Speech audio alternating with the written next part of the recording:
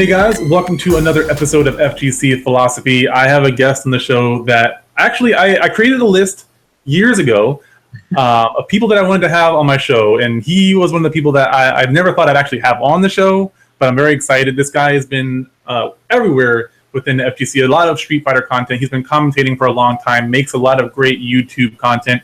He's one half of UltraChen, have an awesome YouTube channel. So if you haven't heard of this guy, you need to learn about him. Check him out. But welcome to the show. Thank you for coming on. And tell us a little bit about what you do. Sure. I'm James Chen. I'll also go by J Chenzor, although nobody calls me that anymore. It's actually longer to say that than my actual name. So, so I've been playing fighting games for 20 plus years now. I've been playing forever. And so I've always been interested in trying to help people understand and learn how to play fighting games. So I've kind of taken up a teaching role, and that kind of naturally led from like FAQ writing back in the days and all that stuff like that. And it kind of led to commentary. And so now I'm actually known for doing a lot of commentary for a lot of the live broadcasts for fighting games. I mean, honestly, that's not something like back in the day we ever thought was even possible, to be able to stream fighting games for audiences like that. But lo and behold, here we are. And, one of the things that has come from that is a need for people to do commentary over the matches. And that's something I got in very early on and have been doing now for, a good part of 7 years now. Man. So obviously fighting games are awesome, but where did this passion for teaching and educating come from? It was probably just because a lot of the times I was one of those kind of people that liked to explore systems and figure out how things worked, right? So my first FAQ, my first big FAQ was an X-Men Children of the Atoms FAQ, because I started discovering all these crazy ways to super jump cancel and go into air combos, and this was all brand new. Everyone was playing it like Street Fighter at first. And so I started finding all these things, and I started just figuring out the system. And, I was someone who could articulate it well, in text, and I was good at really understanding it from a person who didn't understand the game standpoint. So I was really thorough about explaining things.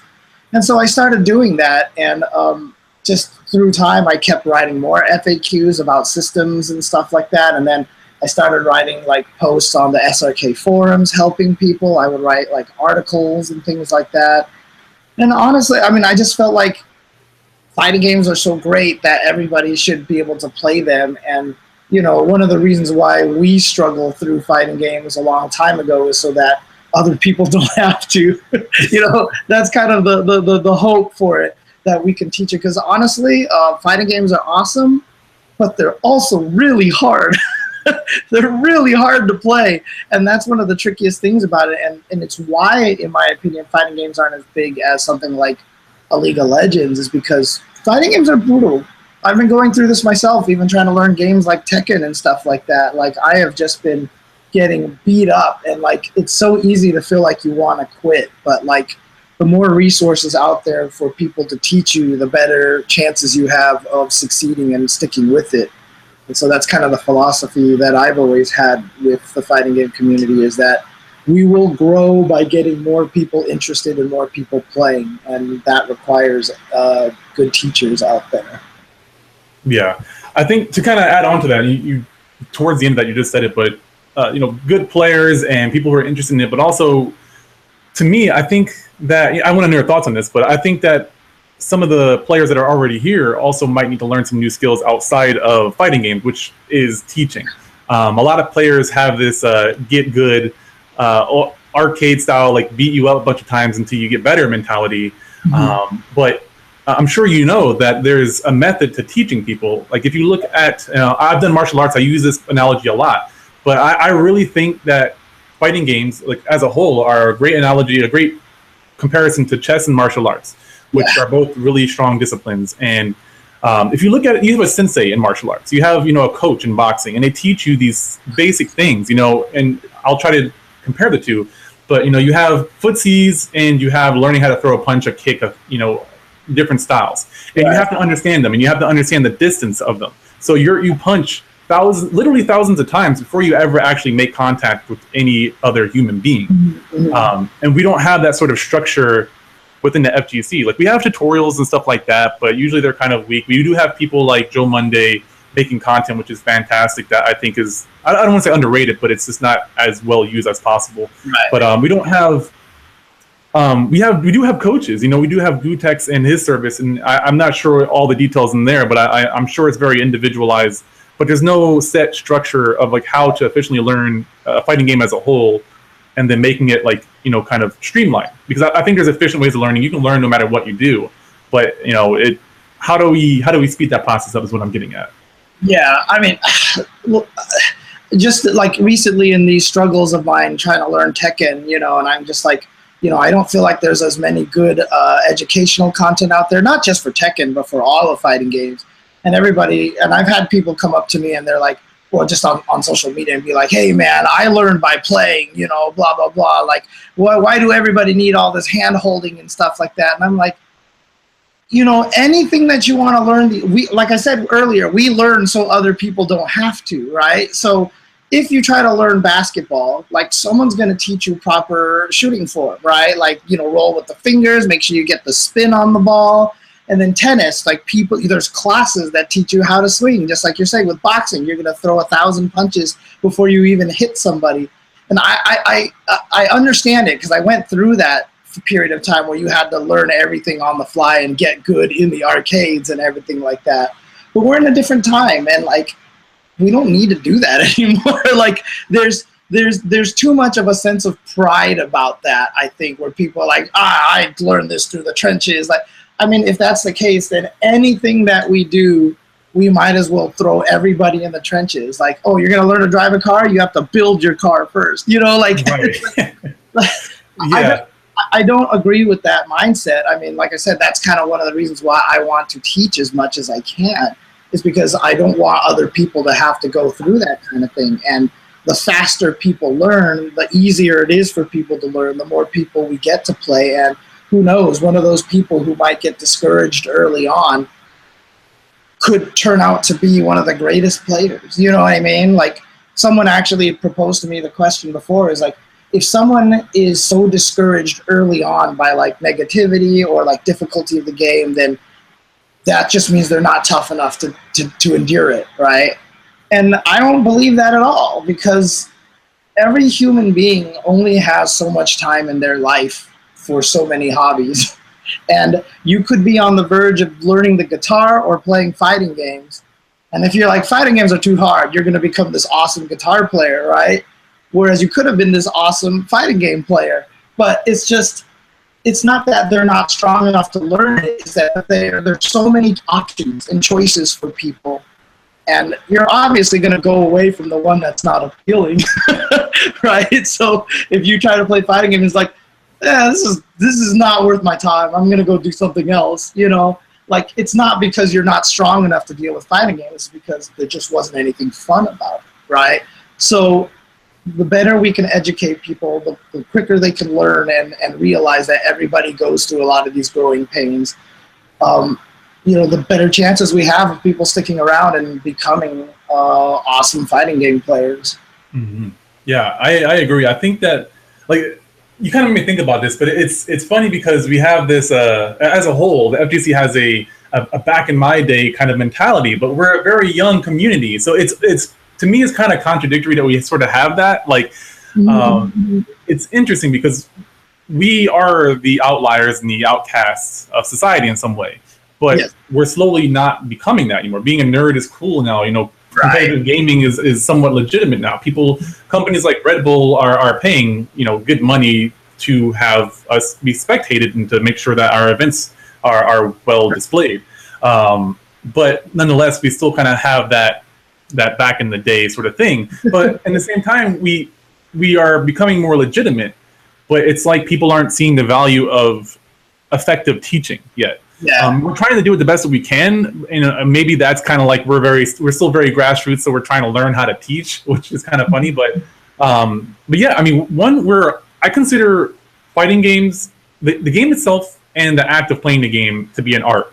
But I also consider it to be a profession because it's spectated. People pay to see it. People pay to compete in it. So it's very much a profession. People are making money off of this. So in every other walk of the world, we have business coaches. In the daytime, that's part of what I do. In the nighttime, I coach, gamers. But why is that like a lot of us have that like get good mentality? I wonder how we can slowly get away from that and start to value like real education and actually understanding like what's your individual problem, right? What have you learned, what haven't you learned, and like how are you doing, and all this other like the micro stuff, all the overwhelming sub skills that we have to learn in order to play a fighting game. Yeah, I mean, it's funny because I definitely do the back in my day thing myself a lot.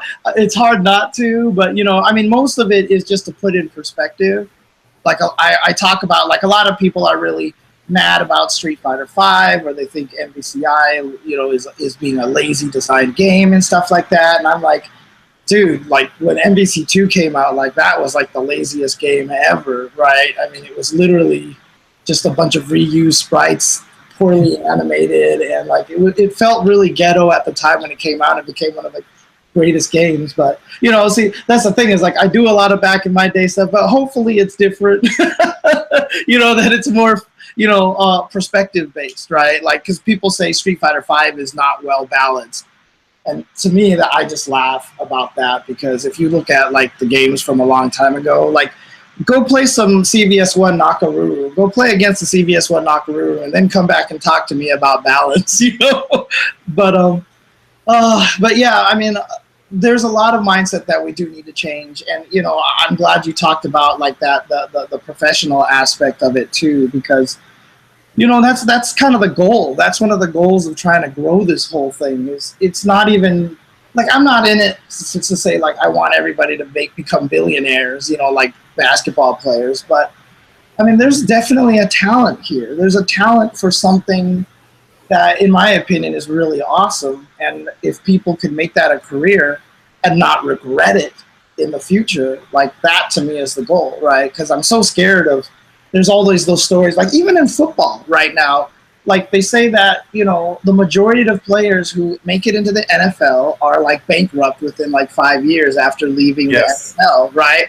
And so like, I don't want that kind of situation to happen with people who play fighting games, because then you play fighting games, you stop because of a hand injury, or because you met someone that you want to start a family with, or all sorts of reasons you could stop playing, right? And you're not going to have anything to show for it on your resume. So like, if we don't develop a proper scene, if we don't grow into a nice industry, as you can call it, where we can have coaches and analysts and, people go into development and all sorts of things like that. Basically a place where the former players can continue to grow after they finish playing. If we can't establish that, if we can establish that, then I feel better, because then people can come into this practice fighting games, get good at them, and then in the future actually have something to show for it, Yes, you made some great points. I'm going to probably throw a lot at you in a second. Now I'll try to hit a couple of points, and you can go with it where you want to from there. But yeah, with what you said, one of the concerns that a lot of people have is like the eSports thing. And to kind of put 2 points into one, you talked about a great point about players is that, my personal fear is that a lot of these players aren't going to have the skill set to manage themselves if they decide to not become a player, or somehow they just can't, or they retire. Right. And the reason, and it's not completely this, but like with the football players and other athletes and actors, they go bankrupt because they focus all their attention on what they're good at, but they never learn any other skills or surround themselves with people who have the skills that they lack. And I feel like we're kind of doing the same thing in the FGC. It's not exclusive to the FGC, but we don't have great skills outside of that for a lot of the players. People like you, people like Gutex, they've learned how to make a business or make a living off of the community that they love. But a lot of people, they don't sit down and read books about person development. They don't sit down and read books about how to manage their finances, how to invest, how to get a sponsor, but also make sure you get a good deal. All these other micro skills that are part of the FGC or esports or competitive gaming, whatever you want to call it. And at the same time, because we lack that as a whole, the other point that I want to hit is that, basically, I feel that the FGC fears esports because it won't be a for us bias kind of community anymore. We use the word grassroots, but I think that we have these big companies coming in and paying for all these things, and we don't have the skill set to know what is and isn't a good deal, how to do it ourselves, how to, we have Tom Cannon and stuff like that. So, that's kind of the thought that I'm having, and that's the worries that I have that I want to help avoid, because I think that if we can learn to have these other skills, we can keep the grassroots feel, but also have the skill set to make it grow and have more people come into it and make more money. Right. And it's interesting too, because I'm kind of in this weird position where it feels like I'm kind of pushing for the esportsification of the FGC, because I talk about like making it an industry and growing and stuff like that. But like, even just as recent as maybe 5 years ago or so, I remember MLG was trying to get into the fighting game community, and I was really against that. I was really like, no, I don't want them to, come in and throw a bunch of money into the scene, et cetera, et cetera. Honestly, the reason why it's different to me now is my philosophy on this whole thing is we need to be more important to these organizations than they are to us. So with groups like Red Bull and ESL, like they're trying to get into the fighting game community because they know we're getting bigger, and they want to, oh look, let's get in on this and stuff like that. But if it was the opposite and we're like, we need this to live, then that's basically bad, because then it's like living in your parents' house, basically, because when you're like 30 and you're living in your parents' house still, and basically it's like our house, our rules, like you still got to follow their rules, right? But if you can establish yourself as a scene strong enough that, if another group comes along and goes like, hey, we want to do a project with you and you have to do it this way, that's completely antithetical to what the FGC stands for, then the FGC has the ability to go, no, screw you, and leave. And so that is kind of one of the important ways to keep the grassroots feel. If we can establish ourselves, if something like Evo continues to be the driving force of how we grow, and Evo still can establish the rules, make sure that we still maintain a lot of the grassroots, that like pop-offs are still cool and all this stuff like that. That to me is very important, because it's tough.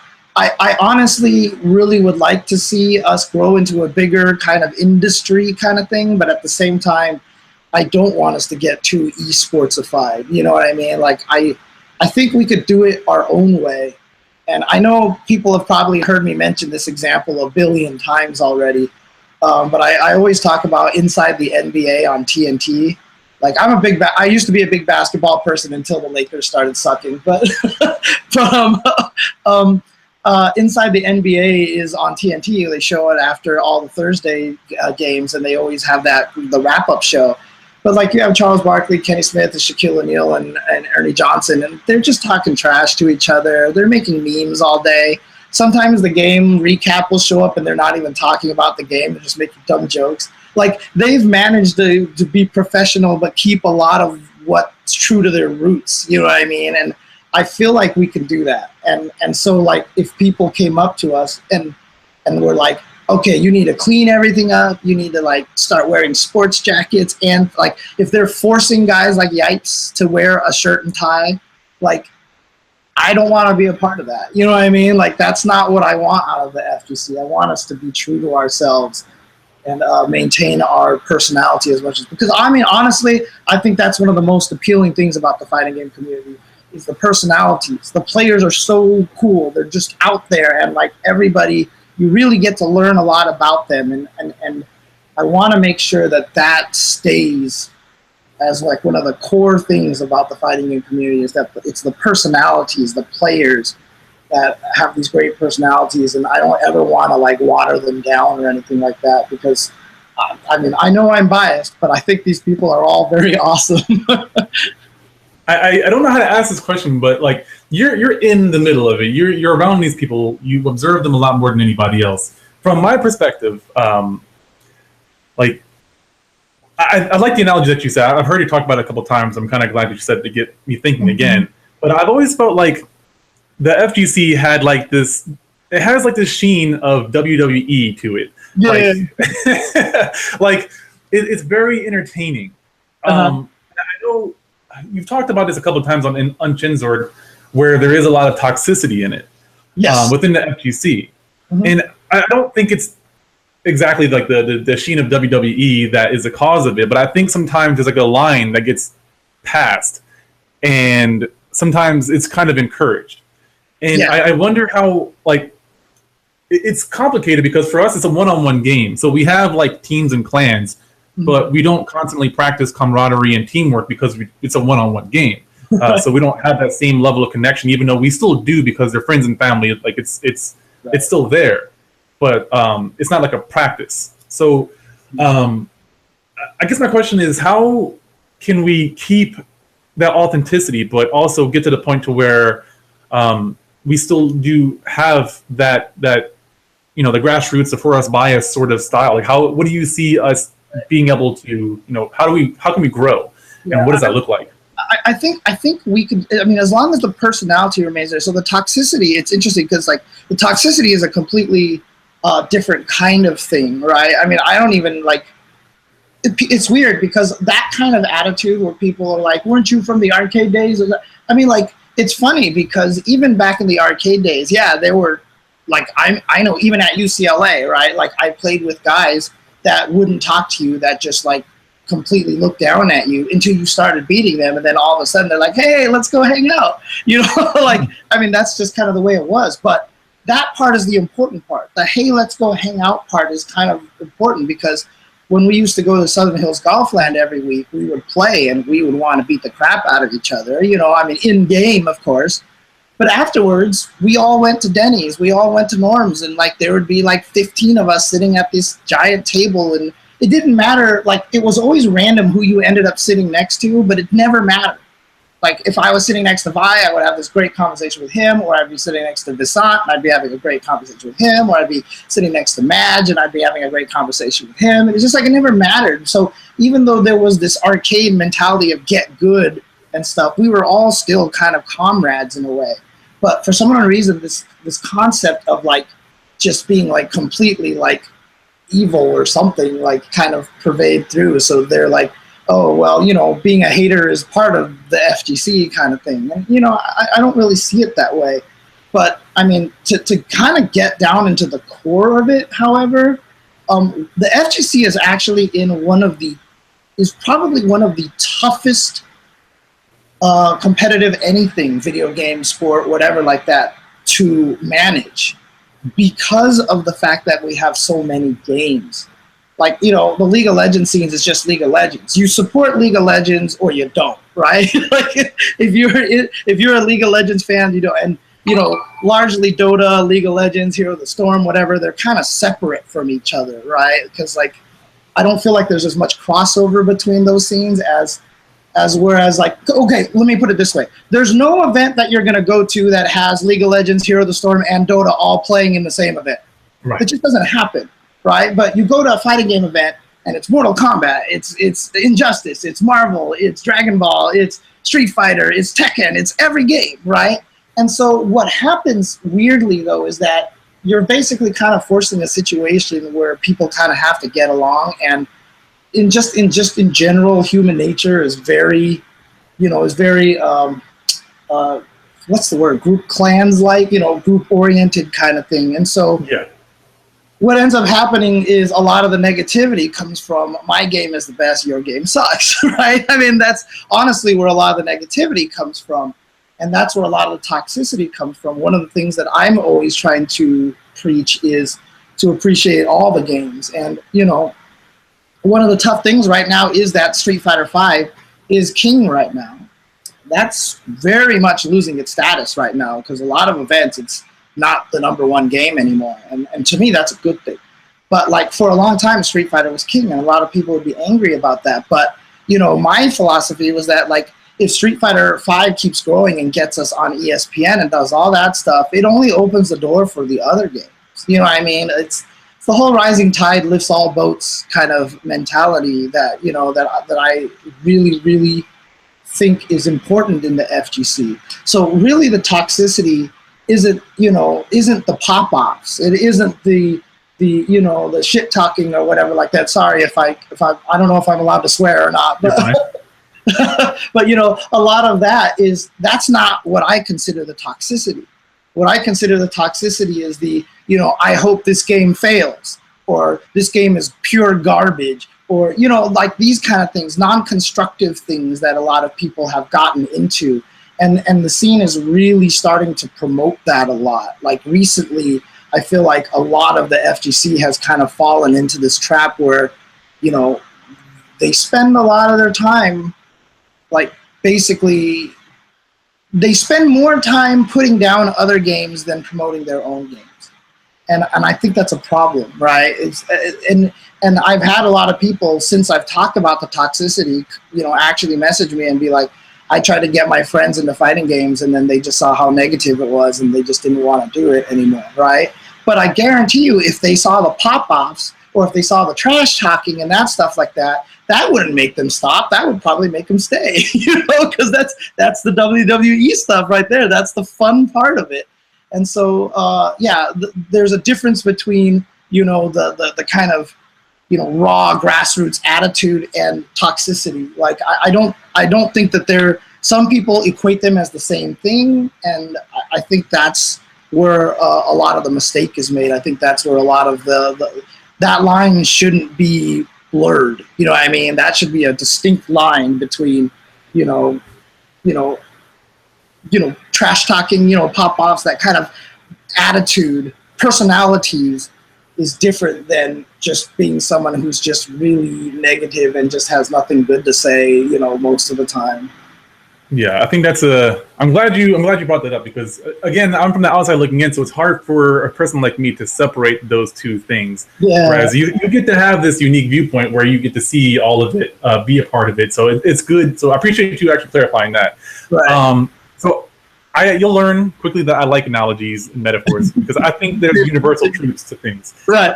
So I want to know, it's related to what we were just talking about, but I want to know what you think of this. And I'm going to try to minimize as much political talk as possible, but I think it's kind of relevant to what you just said. Right. And you kind of talk about like this polarization between different sides, because every fighting game tournament is almost like a micro Olympic of fighting games. I think of Evo as the Olympics of fighting games, because it's the Olympics have different games that you play. But right now in politics, it's crazy. It's hard to avoid it. It's hard to look at it. But you have all this extreme stuff going on. And you have, mainly the Democrats and Republicans and the people in the middle who just don't care. And you have all these people on both sides who are like wishing death on Trump, or wishing death on black people, or wishing death on like anyone who might agree with a neo-Nazi. And everyone's getting lumped into these extremist like categories. And kind of like how I almost did with the whole, WWE thing. I'm trying to lump things. One thing that also is a side note is I appreciate it that you always admit, if you're wrong, you always admit that, and I think that's something that's great. It's a little unrelated, but it's something that I think it's worth pointing out. But yeah, I definitely see this like comparison where we do have this. We do have these extremes, and usually the people on the extreme end, or radical end, or whatever you want to call it, they're always the loudest and the most vocal and the most violent and the most negative. Yeah. And they make it seem like everyone that might have a similar viewpoint to them are on the same side as them, and it's just like this. A lot of negativity on both sides, and so I think personally we need to start to come together, but it's easier said than done. Right. But what do you think of that comparison?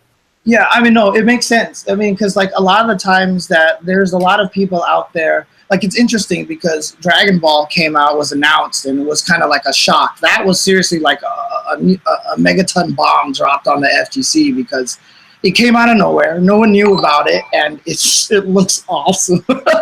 Right? It's an amazing looking game. And so what happened is that kind of created a rallying point to hate on Marvel versus Capcom Infinite, right? And I can understand where a lot of problems, if you have problems with Street Fighter V, and the graphics, obviously, like we have the Chen face problem, and like the Chen walking animation is just like, what are you guys doing? Right? But now it's just to the point where I don't even know if they know why they hate the game anymore. So it is kind of getting like that political atmosphere, because, L.I. Joe's like, oh my God, this game's so fun. And people are like, you're a shill. And I'm like, oh, I think this game looks creative. You're a shill, James. Like, obviously you are saying that because Capcom pays you. And I'm like, I just think the game looks fun, right? And even to the point where like sometimes Capcom will put out a post like, here's some updates to this, here's some new information about these characters, and I'll retweet it, and I get someone reply like, how about you make a good game for once? I'm just like this is like a lot of effort that you're going through to get mad, through social media at Capcom company Twitter, and I don't know, like it's definitely gotten kind of to that point where I feel like some people hate certain things for no reason.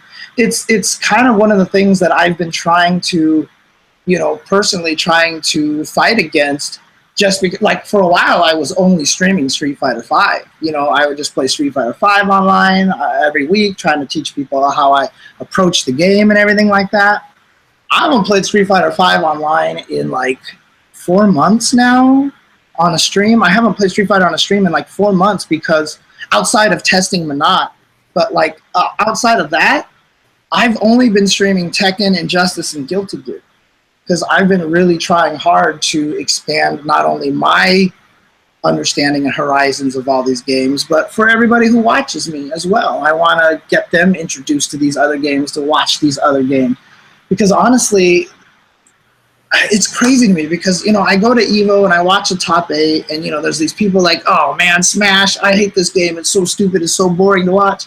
Or like, oh, I hate Injustice. I don't know how to watch it. And I'll even admit Tekken for the longest of time was nap time for me or dinner time for me. Every time Tekken top 8 came on, it'd be like, well, let's go take my break, and that I like nowadays, like every fighting game I watch, I love watching it. Like I just love watching every fighting game, and it's so exciting to me. And even like Smash Brothers, I think is super fascinating. I love the space control of Smash Brothers, and just like the philosophy. I mean, it sounds like bad Star Wars dialogue, but like philosophy of like high ground versus low ground, and who has the center of the stage. Because there's always like phases where there's the neutral phase where they're both fighting, and then there's the recovery phase when someone gets knocked off. One player has a distinct advantage, and it's up to the person who's been knocked off the stage to figure out how to transition back safely to the neutral phase so they can start fighting neutral again. There's just a lot of like really interesting space and strategy in that game,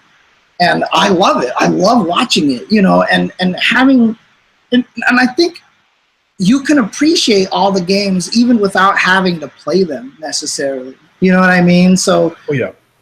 A lot of people are like, oh, I hate watching Tekken. I hate watching Injustice. And, the stream chat, resident sleepers all over the place, whenever that's not the game they want to play, or they hate Injustice zoning or, something like that. But there's just like so much merit to all of it. And just because it's not the game that you play doesn't mean that you can't enjoy what you're seeing. You know what I mean?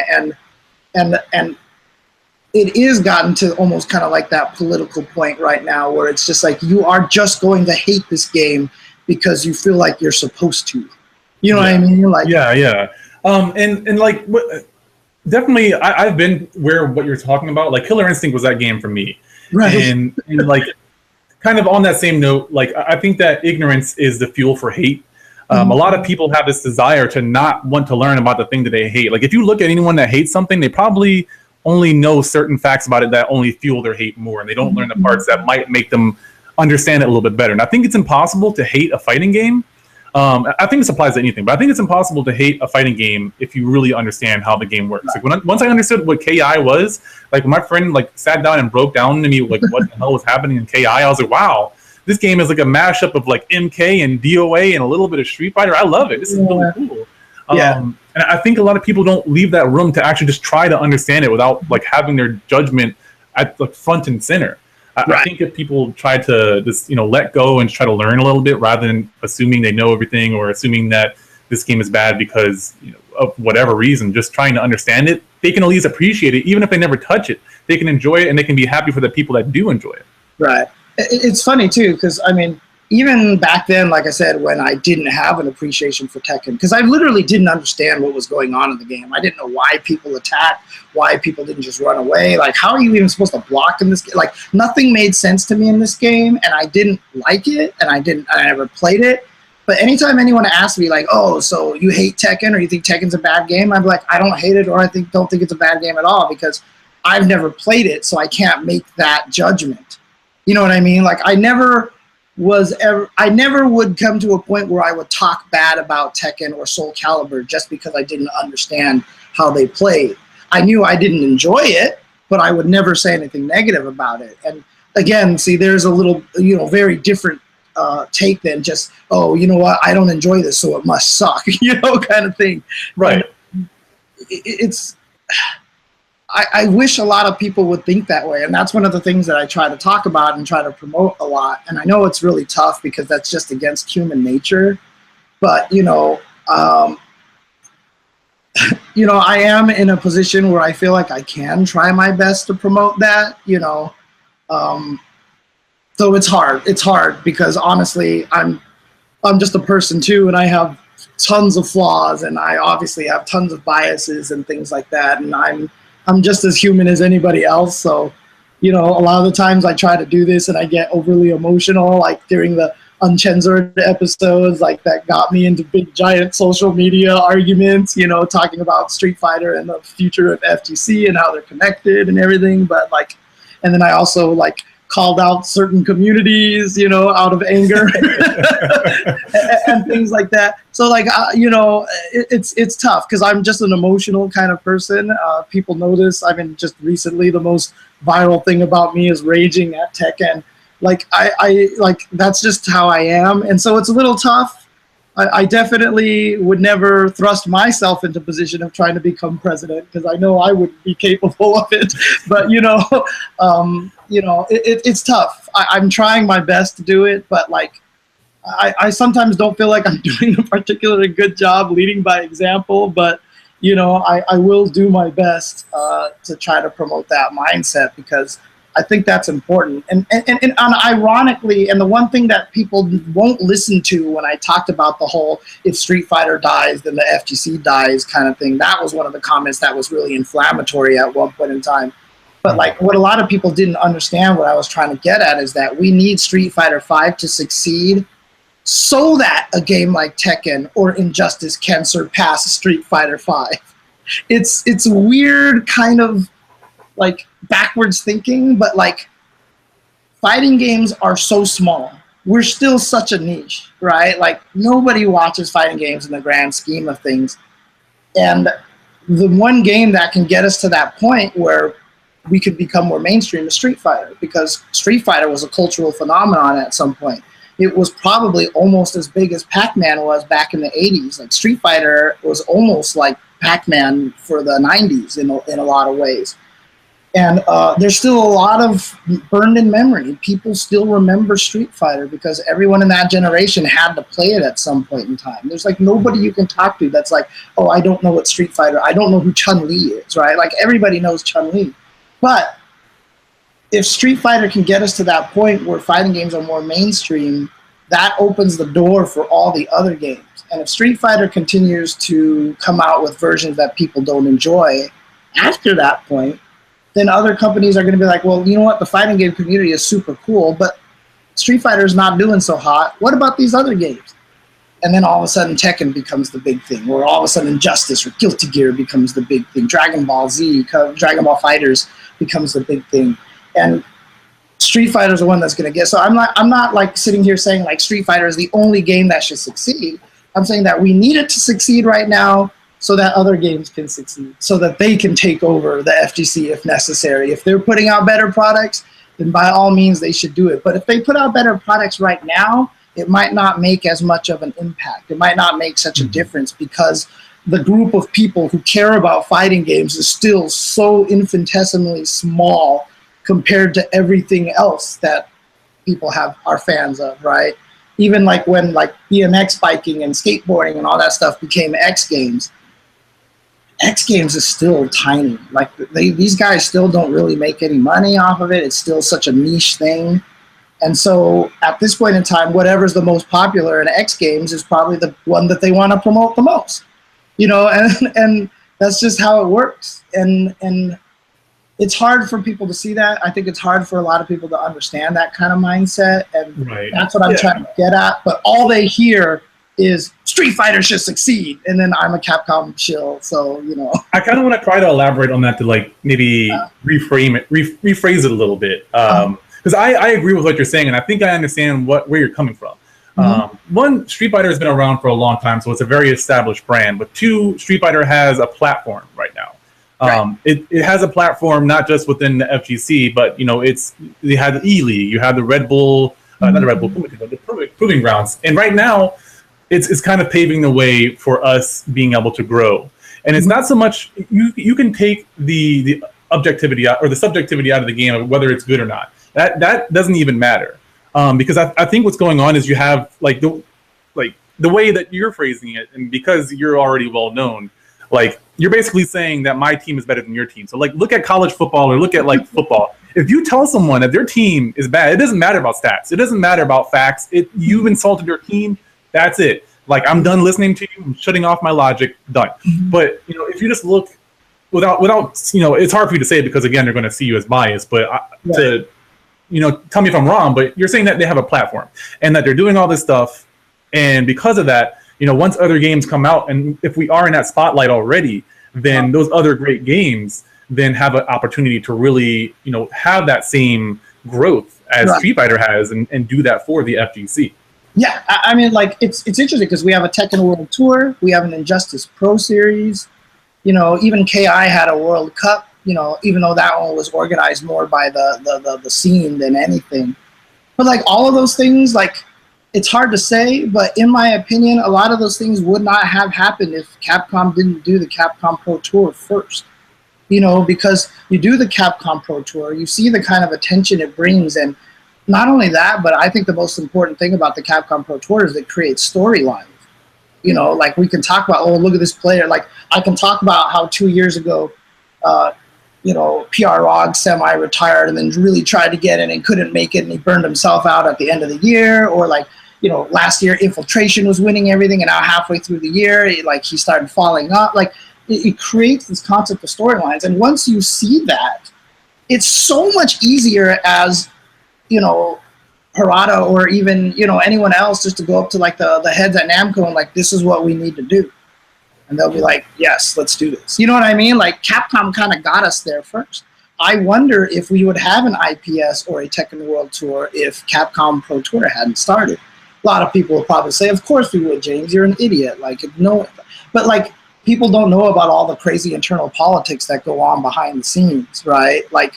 If you don't see it as, if Capcom Pro Tour didn't exist, it just might not have been greenlit for a lot of other groups, So, yeah, I mean, their platform, they're paving the way for a lot of things, and I think that's super important because it establishes a precedent, and it'll help us grow, and we need that kind of ability to do that. And unfortunately, honestly, the three franchises that have the best chance of getting us there, right, and a fourth one coming up. But the first one is Street Fighter because, like I said, it was a cultural phenomenon. Mortal Kombat because it was also a cultural phenomenon. However, Mortal Kombat is super violent, so it's not getting on ESPN, right?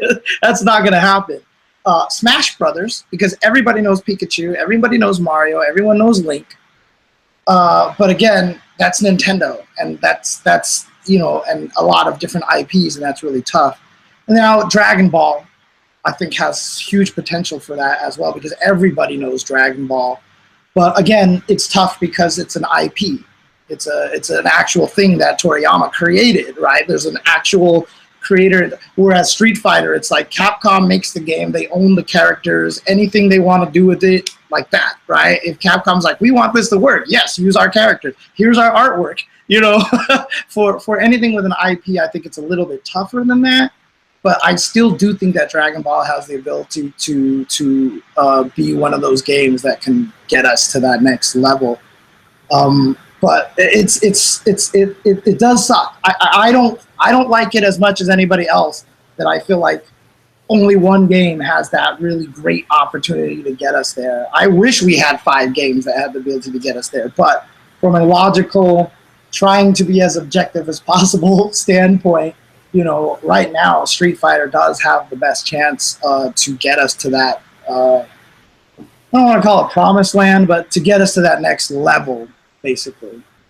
Yeah, and I think whether that's, I think it's right personally, but whether it's right or wrong, I think that trying to tear down a game that you don't like or even that you do like is not going to help us get us there any faster. Yeah. So either way you look at it, supporting this game will help support your game. Yeah, people are going to be more likely to support you if you support them. Right. One thing that I will state, you know, like I know a lot of people are like, well, look, I'm not going to support Street Fighter V so that they won't make this mistake with Street Fighter 6.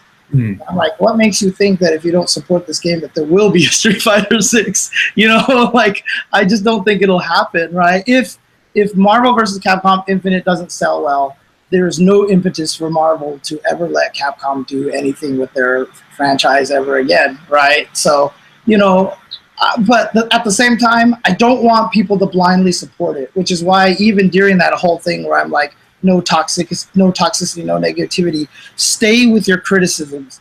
Stay talking about what's wrong with Street Fighter V. I do that all the time. I've basically been very public about saying that, in my opinion, the biggest problem with Street Fighter V is it doesn't let you feel badass. Like, there's just nothing that you can do in that game that makes you feel like you're special, that you stand out.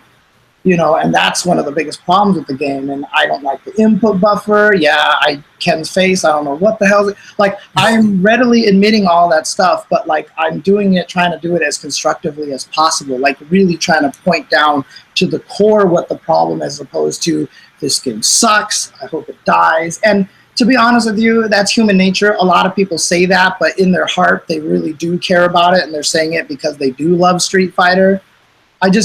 The social media mentality makes it so that it's easier to be very negative and toxic because it's funnier and it stands out more. You have anonymity. Yeah, and the anonymity, right? So, you know, hopefully, you know, I can at least get people to think about that and use their criticisms constructively. That's all. So. Yeah, I think that being critical of something isn't a bad thing. Yeah, when I send my videos to people or I send things that I write, I ask them, you know, what do you think of it? And don't tell me that you like it. Like, if you liked it, tell me why you liked it, what you liked about it. If you didn't like it, tell me what you didn't like about it specifically so I can get better at what it is I'm trying to do. And I think on one side, you're hurting Capcom if you don't tell them what they're doing wrong.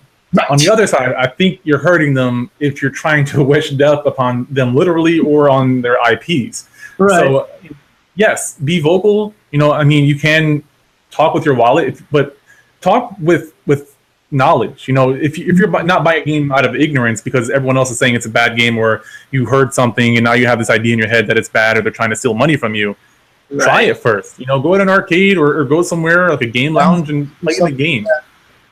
Yeah. But I kind of want to switch topics because we're running short on time, and I think this is an interesting topic. I haven't heard you talk about it.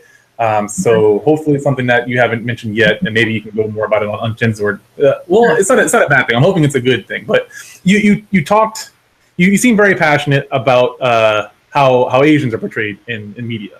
Yes. So I'm not going to talk about media specifically, but I kind of want to know about your experience with the contrast of the FGC and how like Asians are kind of perceived or portrayed in the FGC. I mean, to be honest with you, one of the beautiful things about the FGC is that we're pretty colorblind in a lot of ways. You know, I mean, in fact, you know, when Visant won Marvel in 2010 or 11, I forgot what it was. Like, the joke was like, "Oh my God, a white guy won an Evo event." You know, like, we're actually really. I mean, gender is a problem in the FGC for sure. But ethnicity, I feel like we are a wonderful melting pot. And it's interesting because, you know, the eSportsification is the first time I've actually felt any sort of like wondering if Asians are going to get kind of the short end of the stick in that situation. But, you know, like outside of that, like, I feel like, yeah, ethnicity-wise, ethnically, like, we are almost colorblind. You know what I mean? Because, like, I still remember a long time ago, there was a video a long time ago, back in the MVC2 days, during the supreme trash talking days, right? And there was this guy named Dark Prince, and he was really trash talking. He was like up and comer, and he was really aggressive about wanting to take everyone down and everything like that. And there's this video of him like sitting in like this bar, like a hookah bar or something, and you see they're drinking and smoking, and like he's like really trying to be as tough as possible, and the camera pans over, and there's like this white kid sitting next to him, and he looks like your typical nerd kind of kid, but he's part of the whole trash talking and everything like that. Like honestly, like the kind of, like, I'm not trying to play into stereotypes here or anything like that, but like the FGC, I feel like it does break a lot of those stereotypes. Bringing up Visant again, like one of the most recent clips that kind of went viral was the him versus low tier god thing that happened at Wednesday Night Fights that one time, right?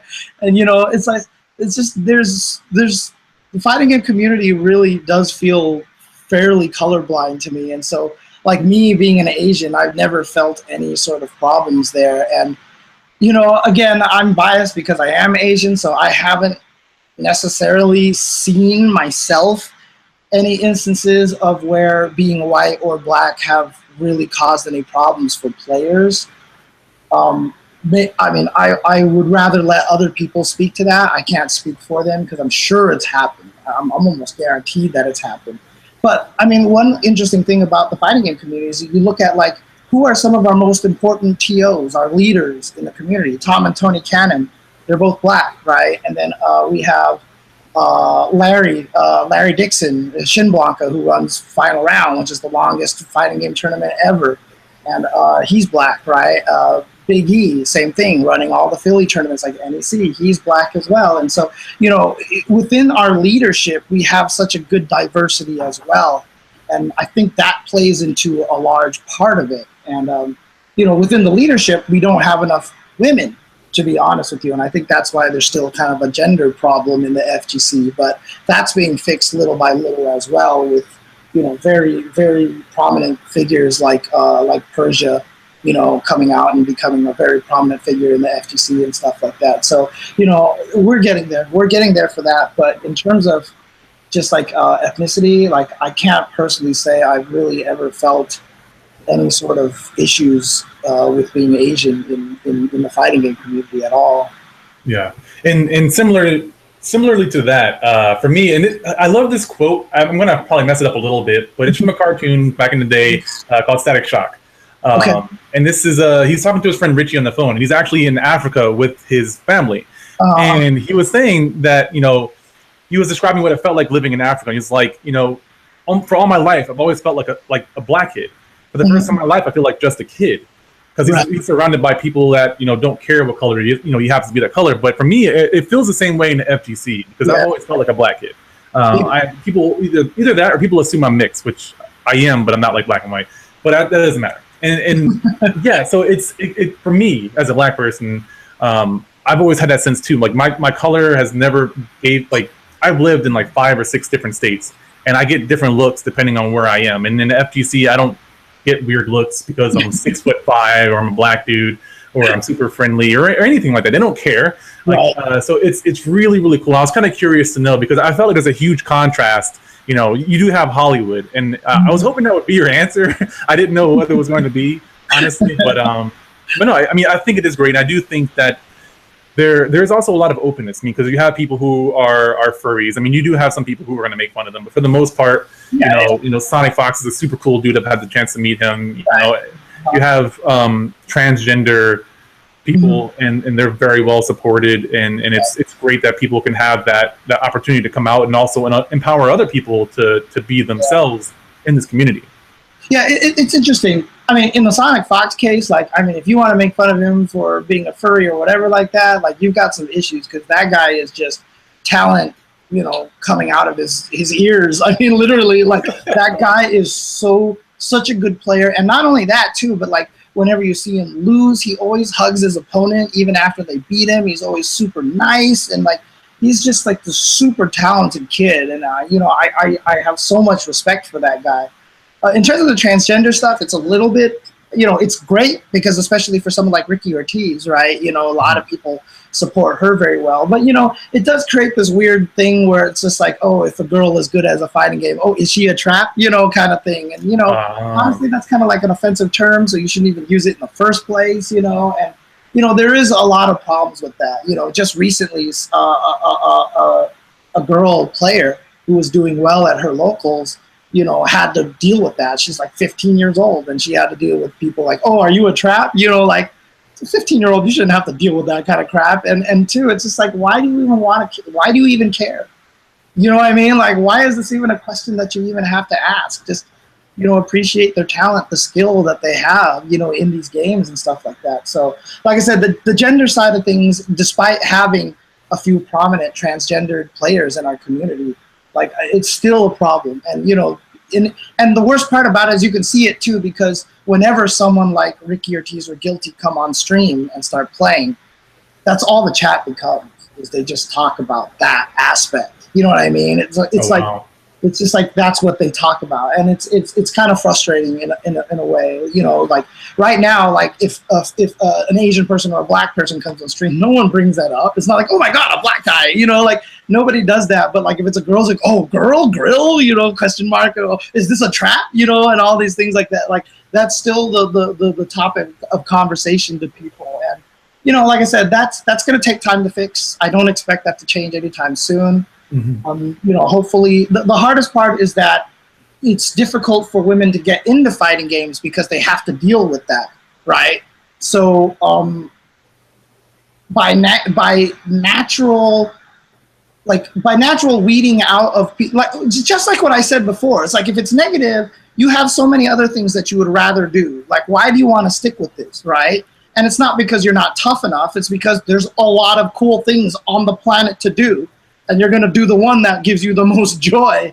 And so if you're a girl and you're trying to get into it, you love fighting games, and then you have to deal with people asking if you're a trap or, being rude to you and stuff like that, you're going to go elsewhere. So by natural of the way that people act in the stream chats and in person and stuff like that, it's going to be harder to grow the number of women players in the FGC, which is why another thing that I talk about a lot is trying to promote, being like just stop doing that, basically. So because then the more women that get into the community, it increases the chance for more or other women to get in there. You know what I mean? And eventually, hopefully we will get to that point where we don't have to talk about it. But, you look at other things like poker and stuff like that, and it's still kind of the same thing there, even though poker is a centuries old kind of a pastime. But like on WSOP, it's always a big deal to say like, this is the highest playing girl highest placing girl in the World Series of Poker, or here's this girl player, here's that girl player. They have all women tournaments there and stuff like. So like even stuff that have existed for a long time, it's still there. So like I said, I'd like it to change. I don't think it's going to change anytime soon, but hell if I don't try to do my best to try to be a positive voice about it, just to get people to think differently about it. And hopefully the change can come. I mean, if you told me we would be at this point where we were at the Mandalay Bay for EVO 10 years ago, I would have laughed in your face. You know what I mean? So things can grow faster than I expected to. And if that could happen with this kind of situation, I would be more than thrilled about it. You and me both. Yeah. So, couple more questions, then I'll let you go. But you've been doing this for a long time. You've been making content and contributing to the FGC for a long time, and there's a lot of people who want to do things like what you're doing. Maybe not exactly the same way that you're doing it, but they want to do it their way. But they don't know how to go about doing that. What advice would you give someone who's trying to, make a name for themselves in the FGC or to contribute to the FGC? That's a tough one, because I am lucky that I lived in Los Angeles area. So that's where you have the benefit to do things like Wednesday night fights. That's where I got my commentary start, so I'm living in a particularly good area for that. Having said that, the only reason why Vi threw me on the mic at Wednesday night fights in the first place was because I wrote all those FAQs a long time ago, So a lot of the times I've told people this before, if you want to contribute to the FGC, it's actually shocking how many different ways you can do that. Because there are people who are like, guys like Ace King Offsuit, he just randomly said, you know what, no one makes these cool graphics that show the schedule of everything and the time zones of everything, so I'm just going to start putting those out. And now Ace King Offsuit is like the go-to guy for like schedules. Like, what's the schedule of this tournament? Go check his Twitter. There's so many ways to contribute. There's artists. There's people who are good at streaming. There are people who you could write music for like people like, hey, here's this cool song, use this as your theme song. Red Rapper did that for Evo. So like the theme song for Evo is like, was made by Red Rapper. And, there's so many different ways to contribute. Basically, find what you enjoy, find your talent, and, see if you can make it work in the FGC, and then just do it. Just do it, and if the work is good, people will notice.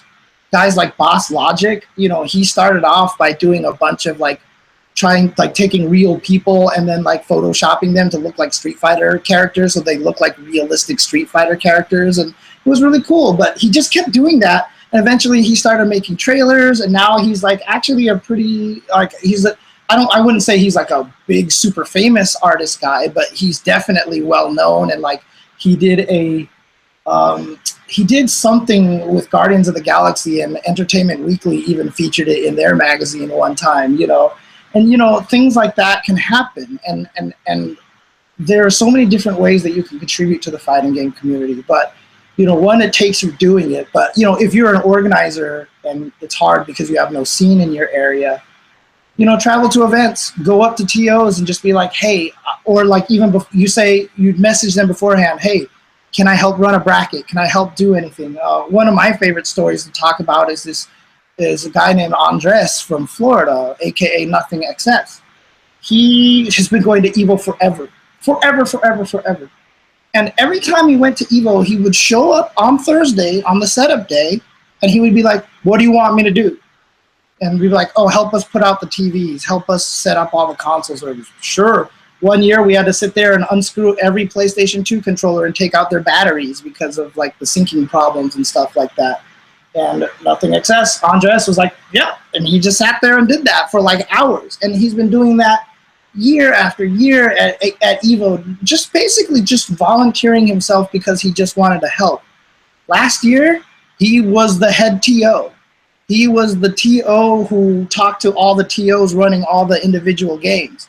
So in other words, if the Smash TO had a question, they went to Andres and talked to him. He's such an important person to Evo now, and he does so many important things for them. But that took maybe like over 10 years for him to get to that point, but he just kept doing it. He just kept contributing it because it's what he wanted to do. He wanted to be helpful, and he's a smart guy, and so he was willing to do that kind of thing. And so, if you just talk to a TO, you want to get into TO, just let them know, I can come and help run a bracket. I can come help set up. Let me know what you want me to do. And just let them know. And, you never know what will happen at that point in time. And honestly, consistency is always the best way to achieve anything, right? It's like you're not going to get into those positions by doing something great once. You're gonna get into that position by doing something consistently for like 3 years, So which is ironic because I'm mad because I suck at Tekken and I know it should take me 3 years to get good at this game, but that's a whole nother story. But that's honestly one of the ways to do it is be consistent about it, be genuine about it, and work hard at it. It is gonna take hard work. I wrote 100-page CVS2 fact. And that took me months, and lots of editing. But that's the reason why I got on the commentary, because it was something I wanted to do and I was passionate about, and I did it, and Vi put me on commentary, and now here I am like 7 years later, and I'm like doing commentary for Evo on Top 8, and that's kind of how it all played out. I don't think I can add on to that. That's a great story right there. I really appreciate that. That said, thank you for joining me on the show. This has been enlightening, very great conversation. I've learned a lot. Other than that, tell the people, what do you have going on, and where can they find you if they want to reach out or follow you? Sure. Right now, my biggest presence is on Twitter. So that's at jchensor, which is just JCHENSOR. And that's going to be pretty much where you can find me on everything, because it's a unique name. No one's stealing that from me unless they're specifically trying to steal my name. But like on Twitch as well, twitch.tv/jchensor is also where I'm at. But you can also find me on Twitter at UltraChen TV, as well as twitch.tv/UltraChen TV. That's where I do the Tuesday show with David. And, sometimes we have Steve and Steve on there, although they've been very busy recently. So I don't blame them for not being able to make the past few weeks. UltraChen TV on YouTube as well is where most of my content ends up. But my DMs are open in Twitter. So, if anytime you want to ask me anything, I'm more than happy to talk to people. Sometimes I'll respond to people and they're like, "Oh my God, I can't believe you responded." And I'm like, dude, I'm just a guy who loves fighting games. and honestly, like, you point to yourself like that, but like, we've been talking for an hour. God, I could probably do this for even longer than that. So anytime you want me back, just say the word, dude, and I will find a time and we can chat some more. I'd be more than happy to. That sounds awesome to me. Oh, this has been a great conversation. Hopefully our viewers have enjoyed it. I will definitely have this uploaded very soon. But yeah, I want to thank you again so much. Thank you guys for watching. And of course, I will see you guys in the next one.